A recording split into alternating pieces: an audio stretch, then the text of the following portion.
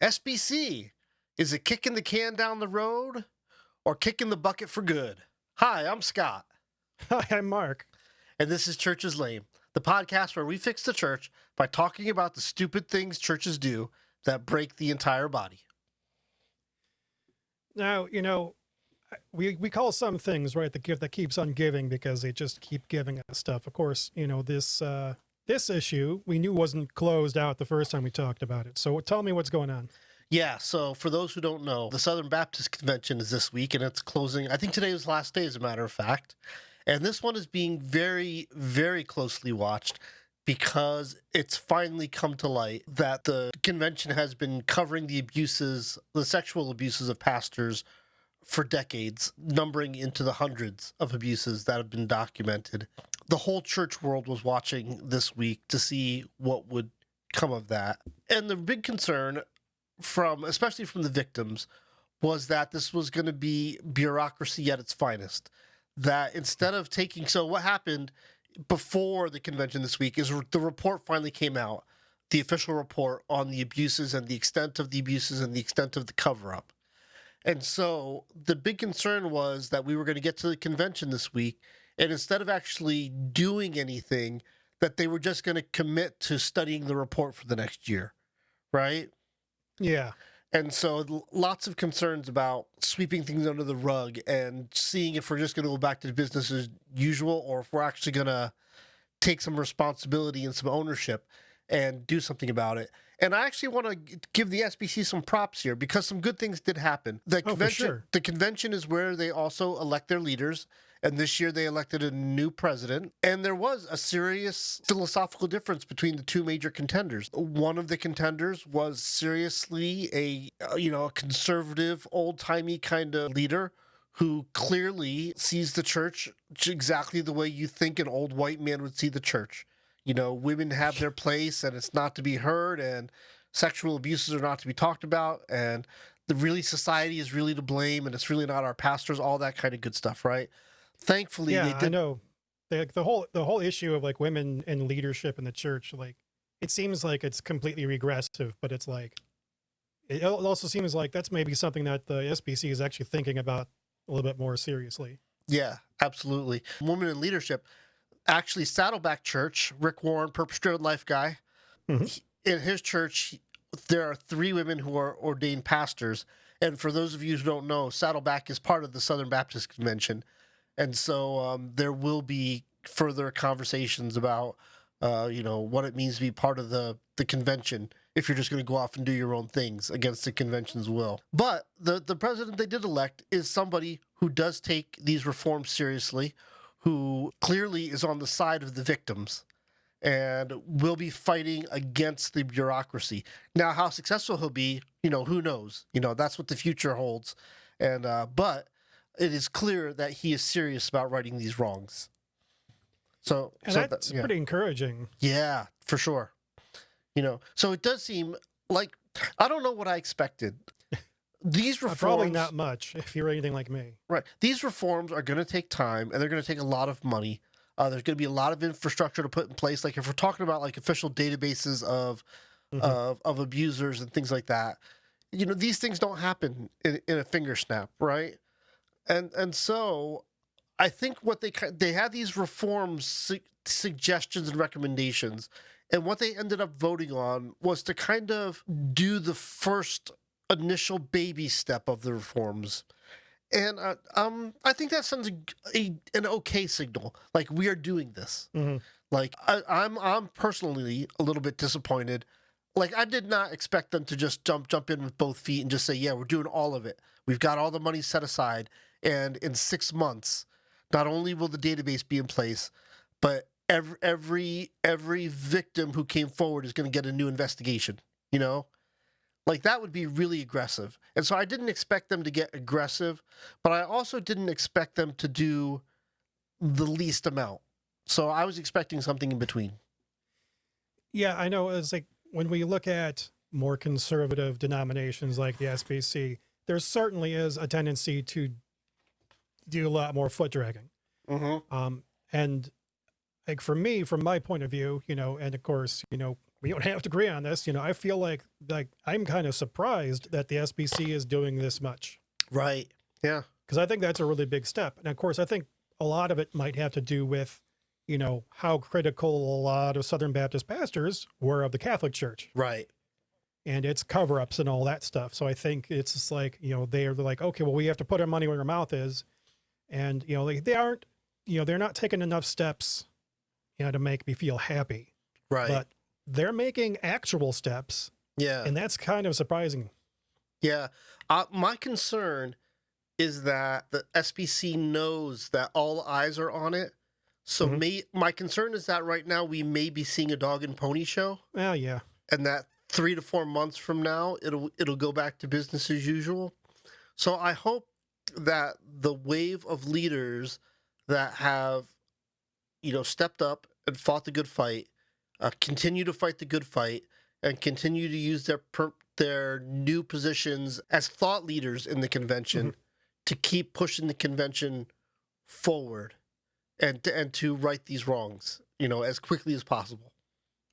Yeah, and I think, there's probably also kind of like a panic in there because the SBC has been, for years now, has been losing members. Right. Mostly kids that, kind of age out of, the high school thing. They go away to college and then they, get introduced to like, independent thinking and, that's it. Yeah. And it's not to say that Southern Baptists aren't capable of independent thought. I'm just saying it's like, that when you think of that's stereotypical. My gosh. That'll be the new word now. Yes. That's typical. Okay. That's a new word. That's all it is to it. Like that stereotypical, conservative Christian household. Yeah. Where it's like you kind of shelter the youth and then they go away to college and they get exposed to things like, Soren Kierkegaard and, whatever else. And then they kind of go like a little bit wacky and they kind of, freak out and leave. Yeah. And a lot of denominations are having that problem. So I mean, it's not just the SBC, Catholics, Lutherans, whoever else also have that problem, right? So it's like, it's nothing new here, but I think that kind of might be like an urgency behind this. Not to say that this is self-serving, just that like that might also like give them a sense of urgency. Like we need to move on this stuff so we don't just start to hemorrhage people. Right. Yeah. What's the phrase? Demographics is destiny. Right. And so like when we have the conversation about gay pride, for instance, it's Gay Pride Month, young people don't give a crap anymore. It's just not a fight that resonates with them as having any sort of compassion or justice to it. I think young people clearly see gay people as the new oppressed minority in America. Yeah, for sure. And so, yeah, I think there's an element in churches that are just now becoming aware that to not change is essentially inviting these young people to leave. Yeah, because, there's just a lot of misinformation that kind of spreads through Christian circles about LGBT people. I mean, if you want to see the worst of it, go watch the documentary God Loves Rwanda. Yeah. You'll see some horrifying stuff there. Just lots of just overt and deliberate lies that are spread. And, if anybody listening isn't aware, Rwanda has some of the worst, anti-LGBT laws on the planet, if not the worst on the planet. And that was all thanks to American evangelicals. Yeah. One in particular whose name I can't recall, but yeah, go watch that documentary. You'll weep. Right. Actually, if you want to see the worst of it, make sure you catch our next episode of Church is Lame. Yeah, just wait till you hear that. I can't, like, it's hard to even imagine, but yeah. So the other thing that the foot dragging of this process, the other thing that really concerns me is the well-being of the victims. So the victims have already been victimized once, right? They've been abused. There's no erasing that. And so most victims tend not to even share it, right? They just bottle it up and adapt and overcome. But we do have hundreds of victims here who did come forward and who did try to do something about it. And so they've already been through the process once of being ignored and disregarded. Now to have this carrot put in front of them of hey, look, we're doing something. And if it turns out nothing of significant comes to pass, my fear is for what happens mentally, psychologically, emotionally, spiritually to these victims? Does it cause another downward spiral in their lives? Is it yet another affirmation that they were fools to think that the church really cared for them? And I hope not. And I'm completely with you on this whole let's jump back into that swimming pool thing. I don't envy the process of having to relive a trauma that I once experienced with the secondary trauma of having been ignored in the first place. Right. And then like the current frustration of, so like, are you actually listening to me now? Even, like, oh my gosh. Yeah, definitely. So let's transition here. Let's talk about like one of the things I introduced last week that I think went really well is so like we can talk forever about like the pros and the cons and our concerns, but one of the things I want to make sure we talk about is how does this situation in the SBC, how does this break the larger church? You know? And I had Mm-hmm. this thought. Last week we talked about the guy in Indiana who abused a girl, and then it turns out his son also abused girls. And we talked about how that inverts the church from being a safe space to being a danger zone, right? Yeah. To being a place where you trust people to being a place where you don't trust people. This week I had the thought that the way this breaks the church is that the men and women who claim to be called to the leading of God's people, that they are clearly either not understanding what their duty is, or they're simply incapable of performing their duty, right? I'd buy that. I think that's a decent thesis to start with, to say, like, look, if I said I feel a calling to be the coach of a major league baseball team, right? People would expect me to know the game of baseball and how to lead others to be successful at it. Certainly to command the amount of money that Major League Baseball managers get paid and coaches get paid, Mm-hmm. right? And so there are strategic things and and tactical things that have to be thought of in the moment. What do you do when your pitcher, i.e., your pastor, falls down on the job, right? What do you do when your catcher is no longer signing for good pitches? What do you do when your outfield can't figure out whether to play shallow or play deep, right? You've got to be the guy in the moment, or gal in the moment, to make those corrections and get the team back in the fight again, right? And it seems like with all the hemming and hawing and uncertainty and division in the SBC, it seems like the leadership doesn't have a clear idea of who God has called them to be in the area of protecting the abused. And that is really, really worrying to me. And I think that casts a very, very bad name for the church among people in general, not just Christians. Oh yeah. I mean, I think, when, you have certain biblical principles like, love your neighbor as yourself, humility, scripturally speaking, we're talking about, whoever wants to be first should be last, and whoever wants to be greatest must be servant of all.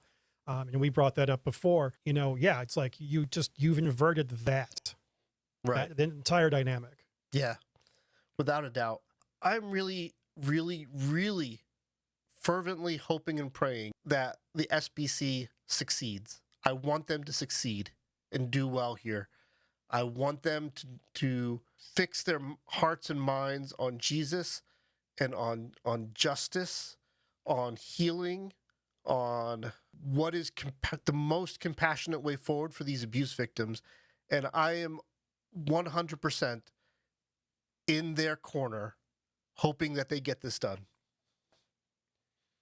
Yeah, I really would like to see. I mean, because we looking at the story with, the release of that report. Yeah. 288 pages, 700 plus victims, nightmare. Yeah. And I for sure want to see them step up and succeed in correcting course, because come on, and that's why we're talking about this stuff, is to hopefully anybody who's in a church right now who feels like their church is on a bad course can be encouraged to do something to try to correct it. Right. Exactly right. Well, heck, you and I agree. And how often does that happen? Well, a fair amount. Yeah, right. All right, so YouTube. We are, as always, so appreciative of the growing audience that we have. Not that we understand why or how, but you are there and you're growing. And so we have comments. One of the most popular stories we've covered on this show has been the ongoing Hillsong scandal. And Yes. Jeff Alves, I hope I'm saying that right. Hillsong Church has exploded my privacy over 6 years. They had sex with my girlfriends. They tried to assassinate me and my parents. With help of Brazilian authority that they bribed, even the president was elected with the help of those Antichrist worshipers. It's not a church, it's a cult of Satan. Wow, that's really strong words. And Jeff, if you're out there and listening, would love for you to email us privately, churcheslanepodcast@gmail.com. Would love to just hear your story, hear more about it, and whether or not we do a show about it, I could care less. I would just love more context to this and to know where you've been and where you experienced. And I know I didn't do anything wrong, but I'm sorry for what you've gone through.